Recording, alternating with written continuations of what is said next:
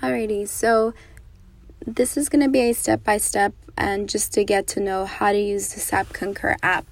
So this step is just going to show you the app itself and get you familiar. So first and foremost, you want to make sure that if you have an Android device, you go into the Google Play Store and you download the SAP Concur app. Or if you have an iPhone, you want to make sure you go into the Apple Store and you just download the SAP Concur app. And the app is this blue square with the C and the dot. So you want to make sure you download the correct app. Once you do so and you hit into the app, it's going to ask you to log in. Now, you want to make sure that you have a passcode set up on your phone. If you do not have a passcode, and if that's not something that you want to do, you can go ahead and use the web version to do your expense reports. However, if you would like to utilize the mobile device and you already do not have a passcode, make sure you input a passcode into your phone so that it'll let you log in. Now, once you're logged in, this is going to be your main page. You're going to have trips, expenses, expense reports, and approvals. And on the upper left-hand corner, you're going to have a menu. And basically, that's just a super simple menu. It's going to have options such as help, privacy policy, to leave feedback, settings, sign out, and to connect to apps. On the right-hand upper corner, you're going to see a text box, and this text box is just messages that you may get from Concur or even messages that you may get from your supervisor about why your expense report was rejected if it wasn't approved.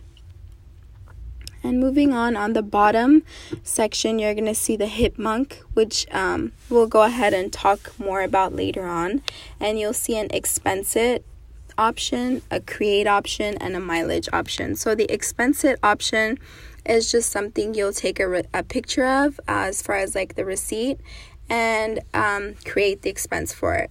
And then create is basically if you don't have the receipt at that second, you could just go ahead and create it and then attach the receipt later on.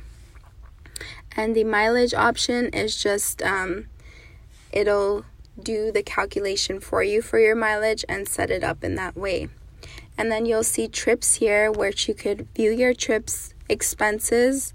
The expense section is super simple. It's all the transactions that go through in your credit card and that they have not been assigned to expense reports yet. Once the charge is assigned to an expense report, you will not see it here.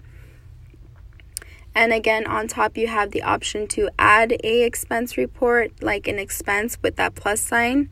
So it's super easy and very simple.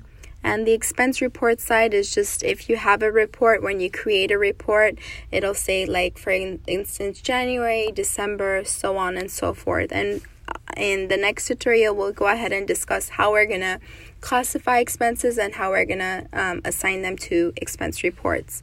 Over here, you'll see approvals, and that's if you are a supervisor and you have anything to report from the person who obviously submits to you, you'll go ahead and hit approvals and you'll see that there, and it'll give you the option to click it, go through it, and approve it. If it's approved, reject it if it needs to get rejected.